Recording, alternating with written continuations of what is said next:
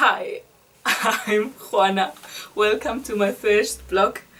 I'm right now in Seoul, in South Korea, and I will be spending the next 6 months here. So I want to do vlogs about it. I don't know how this will turn out, but yeah, welcome. First things first, I'm going to do this in English, or try to, so everyone can understand me, and sorry for my errors. I hope you can understand me.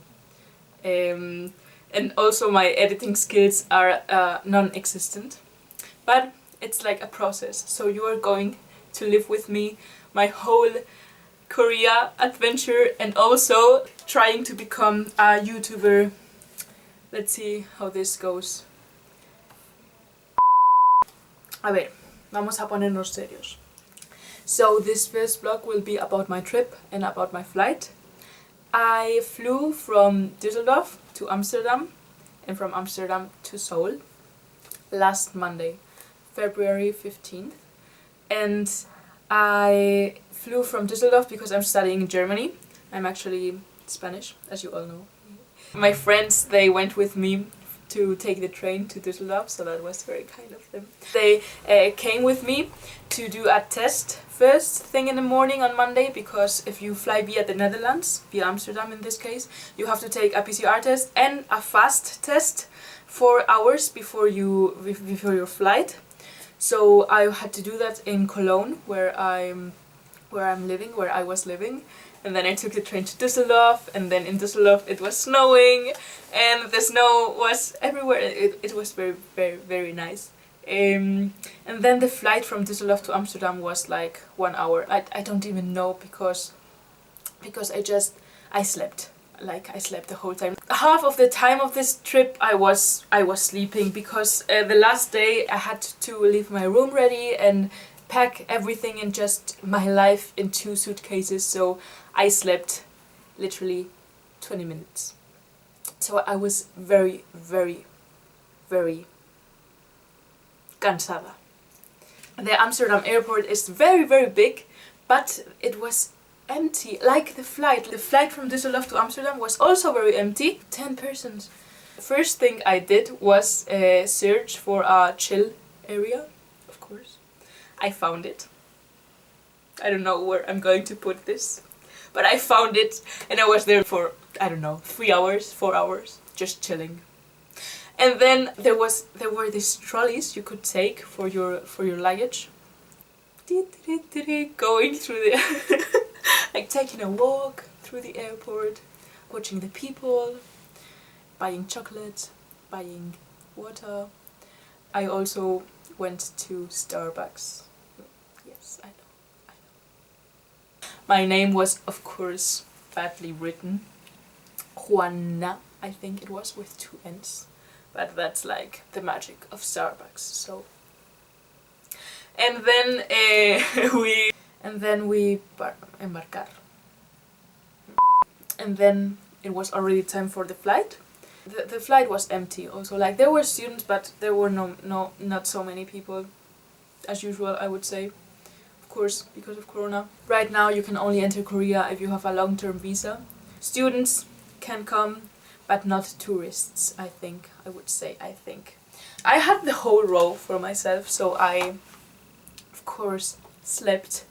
And one funny thing that happened is that we were served dinner, and it was like this dinner. I think I have a photo of this, and I just ate the warm meal, and I thought, okay, the other 2 meals with the plastic I'm going to save for later or for my quarantine period. And then I slept and they were gone, and I was very, very, very sad about that.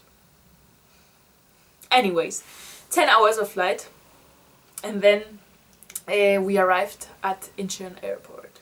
You have to go to a lot of stations. They check your passport, they check your visa, they check your PCR test, they check your temperature, and if you have like a high temperature, then you have to stay at the airport for 6 hours, because they have to do a test and everything. They also call a Korean number.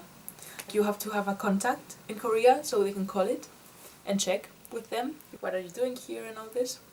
And also have to install an app self-quarantine app, and with that app every day you have to check your symptoms. So after 1 hour I think I was ready. Take your luggage and go out. After that you can decide if you are going to take a bus, a taxi, or if someone is coming and get you. I got a taxi because the bus was coming in 3 hours and I didn't want to wait longer because my trip was already more than 24 hours long, so no. But it was funny because I think the taxi driver didn't speak English and I don't speak a lot of Korean. I don't speak Korean. I was going to take a taxi like a normal car, but I think I said it wrong and my taxi was this big car and I didn't know that, and I was like, that's too big, that's for me, for one person. And he was like I don't think he understood me. I had like this seat and I was like and of course I slept. I didn't want to sleep because I wanted to see the view and the city, but I slept maybe a little bit, maybe. There were lights on the ceiling, like on the roof of the taxi. It was very, very funny. And then we arrived at my Airbnb because I booked an Airbnb for the quarantine in Germany before, I think 1.5 months before. And it is in this district in Hongdae. I think it's a very trendy district and it's very cool. I don't know because I have to stay here for 14 days first, but it definitely looks good. I see a lot of people passing by. I wave. No, I don't. No, I don't really.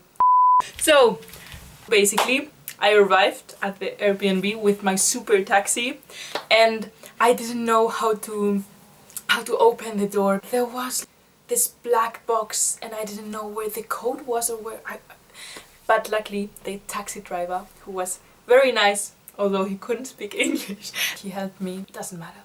The thing is, I could go to my room, my apartment. It's pretty comfortable. I don't know if I'm going to show it because it isn't mine and I don't want to get sued. Since then I have this app on my phone where I have to self-diagnose. I haven't, in fact, done it today. You have to do it twice a day. So you have to check your symptoms. So my temperature. I don't have a thermometer, so I'm just writing 36.5. Cough, no. Sore throat, no. Dyspnea, no. And that was it. Now it's blue because I already did my self-diagnose for the day. So that was my trip. Hard facts. What you need when you come to the airport. Print the address of your accommodation in Korean and in English, because not all drivers can speak English or read English, so it's best if you have it in Korean.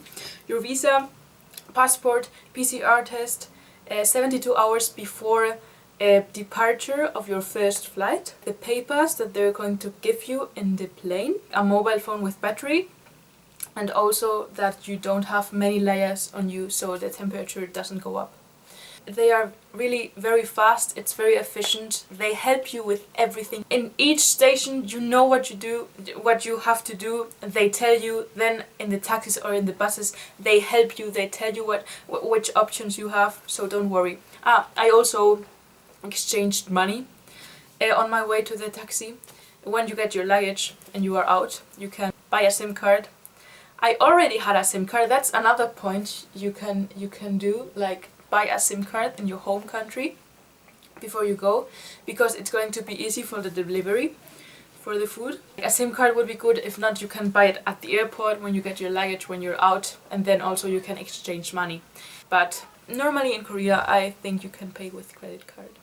So yeah, that was my experience flying from Germany to South Korea. Right now I'm jet lagged. Not so much because, you know, I can sleep whenever I want to. As you might have noticed during this video. Anyways, I hope this isn't a mess. And I hope, I don't know, that you enjoyed my story time. Thank you for watching, and if you saw this and you don't know me and you are coming to Korea or you have any questions, please ask them. I will answer them. Seriously, I will try to help you all. And if you are just a friend, family seeing this, thank you. Gracias por ver esto. Lo siento por el cringe. Y see you.